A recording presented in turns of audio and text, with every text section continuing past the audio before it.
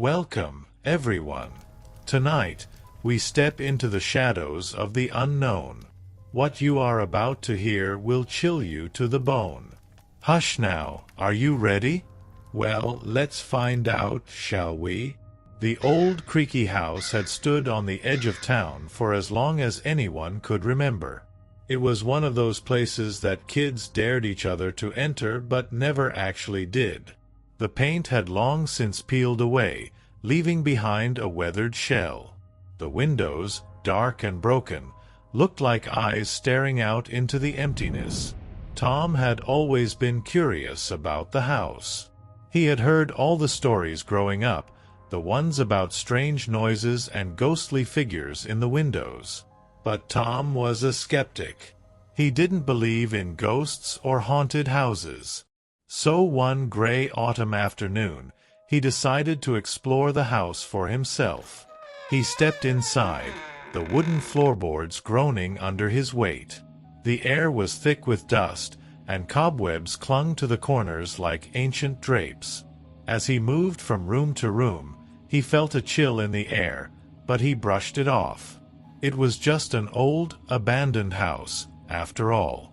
In what must have been the living room, Tom found a small door hidden behind a heavy curtain.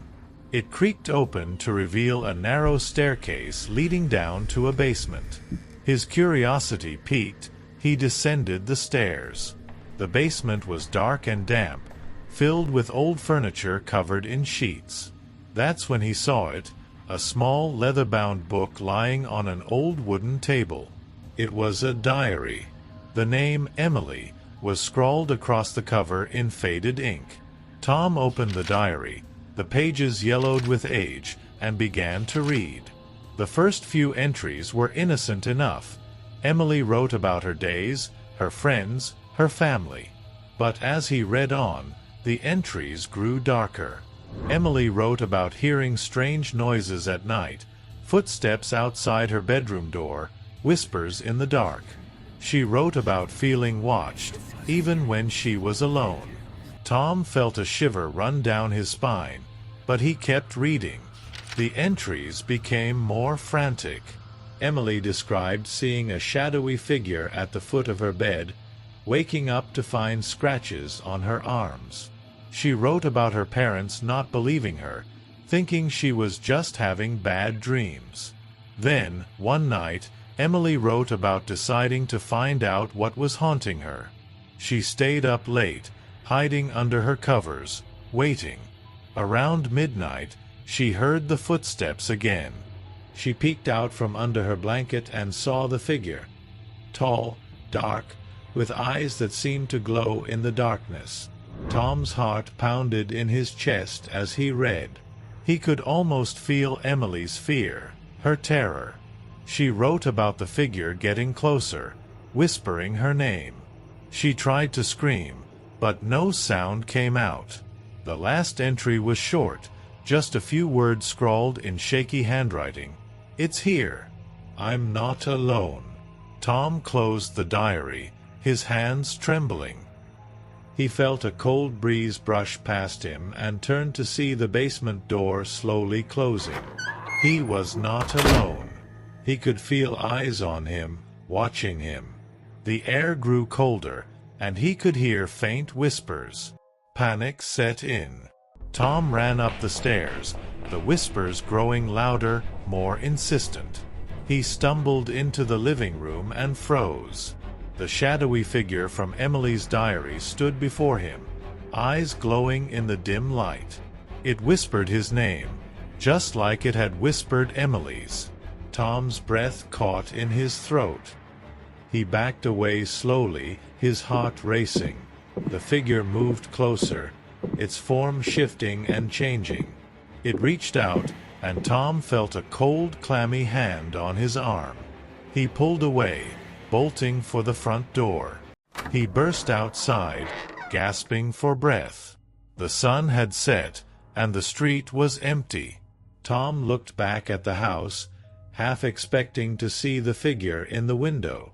But there was nothing. Just the dark, empty windows staring back at him. He ran all the way home, not stopping until he was inside with the door locked behind him.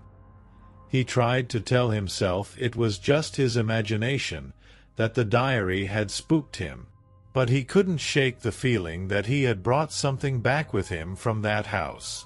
That night, Tom lay in bed, unable to sleep. Every creak of the floorboards, every rustle of the leaves outside made his heart race. He tried to ignore it, but then he heard it, a soft whisper, his name carried on the wind. He pulled the covers over his head, just like Emily had, and squeezed his eyes shut. The whispering grew louder, closer. Tom felt a cold presence in the room. He peeked out from under the covers and saw the shadowy figure standing at the foot of his bed, its eyes glowing in the darkness. It whispered his name again, and Tom felt a cold hand on his arm. He tried to scream, but no sound came out. The figure leaned in closer, its breath icy against his skin. Tom felt himself being pulled into the darkness, the world around him fading away.